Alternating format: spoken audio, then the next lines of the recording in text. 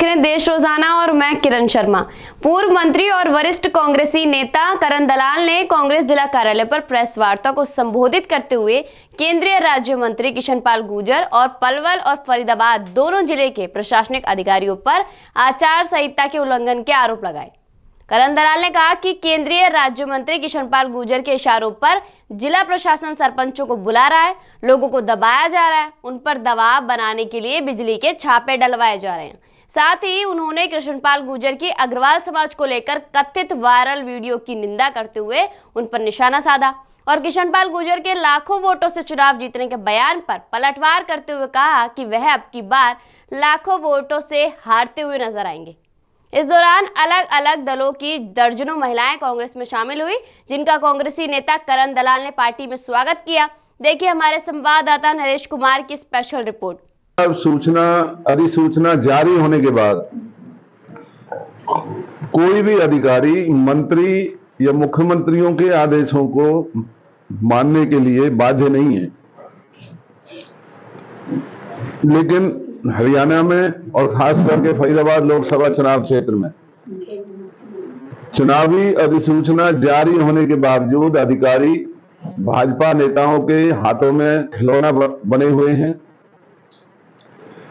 यहां के मंत्री और विधायकों के इशारों पर गलत काम करके लोगों पर दबाव बनाने में लगे हुए हैं।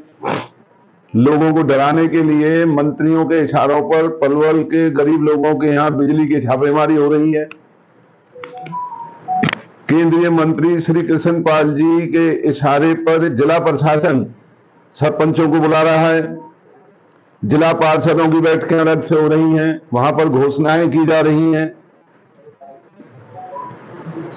तो हमारी ये मांग है कि देश के संविधान के साथ इस तरह का खिलवाड़ जो भाजपा कर रही है ये निंदनीय है और ऐसा कभी भी नहीं होना चाहिए। और यहां के अधिकारियों को भी मैं चेतावनी देना चाहता हूं, जो जिले के डीसी, एसपी और पंचायत विभाग या एसडीएम या जो भी हैं दोनों जिलों में जो भाजपा अध्यक्षों की तरह काम कर रहे हैं, भाजपा नेताओं के इशारों पर जो चुनाव को प्रभावित करने की साजिश जो कर रहे हैं, आने वाले दिनों में हम इनको बख्शेंगे नहीं। और अगर ये बाज नहीं आए तो हम यहां इनके दफ्तरों पर धरने देंगे। जो भी अफसर इस तरह की बेहूदगी और बदतमीजी कर रहा है, जो पंचायतों के प्रतिनिधियों को, पार्षदों को, जिला पार्षदों को, नगर पालिका, नगर परिषद के, नगर निगम के पूर्व पार्षदों को जो अधिकारी बुला बुला करके भाजपा कैंडिडेट की बैठकें करा रहे हैं, तो ये बहुत ही संवैधानिक ये इनकी हिमाकत है। और अगर फिर भी बाज नहीं आए तो हम चुनाव आयोग में जाकर के बाकायदा इन अफसरों के फोटो हम खींच रहे हैं। अखबारों में जो खबरें आ रही हैं कि कहां कहां बैठ के सरकारी अधिकारी जो केंद्रीय मंत्री हैं उनकी करा रहे हैं, कहां कहां ये बिजली के छापे डलवा रहे हैं। लोगों का उत्पीड़न चुनाव के समय में भी बंद नहीं हो रहा है। आज नगर परिषद में, बिजली के महकमे में, पुलिस डिपार्टमेंट में या लाइसेंसिंग डिपार्टमेंट में, उसमें अभी भी खुली लूट चली हुई है। और जो ये हमारी 33 रेल जो चला करती थी, हमारे बार बार कहने के बावजूद भी होडल कोसी से चलने वाली 33 रेलों को आज भी शुरू नहीं किया गया है। तो अगर ये इन्होंने आने वाले दिनों में जो 12 रेल आज ईएमयू चल रहे हैं वो बहुत कम है, कमेरे वर्ग को बहुत तकलीफ है, बहन बेटियों को बहुत तकलीफ है, तो हम फिर इलेक्शन कमीशन से मांग करेंगे कि इन रेल्स को चलवाया जाए। बीजेपी की नाजायज बसों को चलाने के लिए हमारे इलाके की रेल यात्रा को बंद कर दिया जाता है। भाजपा के नुमाइंदे बोल नहीं रहे हैं क्योंकि ये बसें भाजपा नेताओं की हैं। और इसी तरीके से जीएसटी की छापेमारी, वो भाजपा नेता जो अपने विरोधी हैं या दबाव बनाने के लिए उनके ऊपर जीएसटी की छापेमारी करा रहे हैं दोनों जिलों में। दोनों जिलों में फिरौतियों का धंधा अब ये साबित हो चुका है कि ये बीजेपी के इशारों पर ही फोन पर धमकियां भले और शरीफ लोगों को दी जा रही हैं।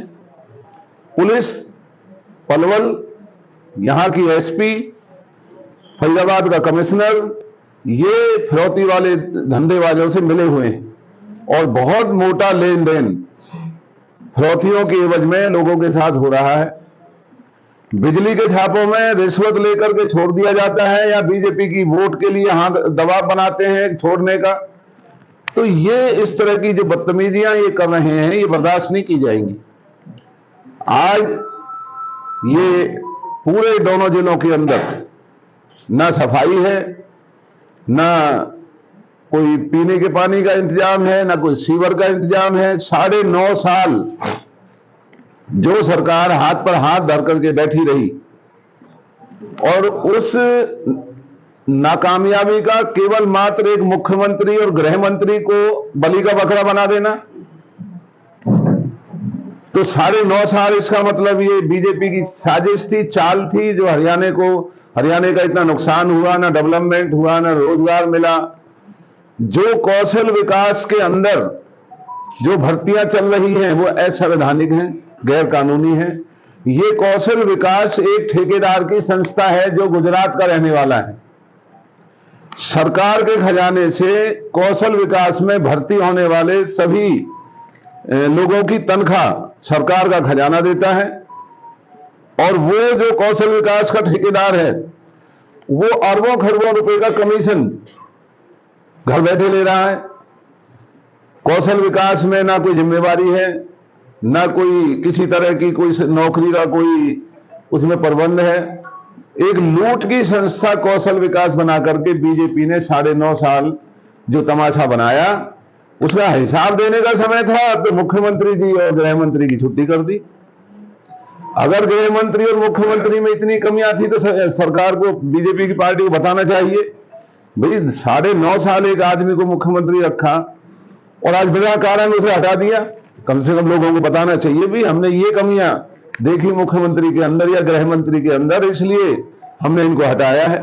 चुनाव आयोग के नियमों की अवहेलना है जो इन्होंने मंत्रिमंडल का जो विस्तार किया है, क्योंकि चुनाव अधिसूचना होने के बाद कोई भी अपॉइंटमेंट ये किसी भी पब्लिक सर्वेंट की नहीं हो सकती, चाहे वो कोई बोर्ड के चेयरमैन है या वो मंत्रिमंडल में है।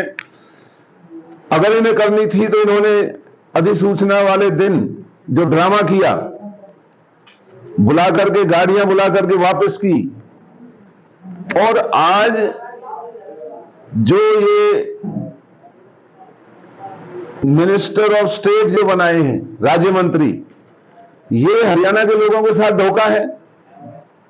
इसका मतलब भाजपा सारी ताकत कहीं और ही से चलाना चाहती है, ना यहाँ के मुख्यमंत्री को काम करने देंगे जैसे 9.5 साल नहीं करने दिया, और आज के मुख्यमंत्री को भी भाजपा के जो पीछे दरवाजे से शासन चलाने वाले लोग हैं वो हरियाणा में राज नहीं करने देंगे। और यही वजह है कि इतने राज्य मंत्री हरियाणा में पहली दफा बने। उन्हें राज्य मंत्री का क्या लेना देना, फिर महकमों को कैसे चलाएंगे वो। इसका मतलब यह है कि परोक्ष रूप से भाजपा हरियाणा में राज करना चाहती है। 9.5 साल खराब किया, और जब इन्होंने खट्टर साहब को मुख्यमंत्री बनने के लायक समझा नहीं तो फिर सांसद बन के श्री मनोहर लाल खट्टर जी ऐसा कौन सा वहां पर नेतृत्व देंगे, जब बीजेपी ने उन्हें मुख्यमंत्री के लायक तो समझा नहीं। तो अगर उनके अंदर इतनी कमी आए तो बीजेपी को बताना चाहिए, फिर सांसद बना करके उनकी कौन सी सेवाएं वो हरियाणा के लोगों को देना चाहते हैं। तो आज हरियाणा में शासन और हुकूमत नाम की कोई चीज नहीं है। अधिकारी तकरीबन अपना जो ईमान है, जो गैरत है एक अधिकारियों की, वो खो चुके हैं, गिरवी कर चुके हैं। लेकिन फरीदाबाद लोकसभा चुनाव क्षेत्र में हम ऐसा नहीं होने देंगे। इन अधिकारियों को सबक सिखाना हमें आता है, ये अपनी गलत तरीके से बाज आए और भाजपा के नेता के हाथों में ना खेलें, नेताओं के हाथ में। जो चुनाव आयोग है, अब इस वक्त देश के अंदर जो शासन का मालिक है वो चुनाव आयोग है, ना कि कोई मंत्री या मुख्यमंत्री या कोई विधायक। तो ये हमारा आज का आपके सामने वो था। इसके अलावा आज हमारी महिला जो है, कई हमारी बहन बेटियां शामिल हो रही हैं। हमारी पार्टी को इस बात की खुशी है कि जो प्रेरणा काबला जी जो हमारी वरिष्ठ नेता हैं, उनके नेतृत्व में आज कांग्रेस में वो शामिल हुई हैं। तो अभी आप सबके साथ बैठ करके उनसे इंट्रोडक्शन भी करा देते हैं, आपको उनके नाम भी दे देते हैं। और इस हरियाणा को भगवान ही बचाएगा, क्योंकि ना कोई मुख्यमंत्री को पूछेगा, ना इन मंत्रियों को कोई पूछेगा, सरकार कहीं और से ही चलेगी। तो हरियाणा की बर्बादी तो निश्चित है इस बीजेपी की सरकार में। हमारे साथ जुड़े रहने के लिए देखते रहिए देश रोजाना का यूट्यूब चैनल, सब्सक्राइब कीजिए। साथ ही देश रोजाना की खबरें सबसे पहले देखने के लिए प्रेस कीजिए बेल आइकन।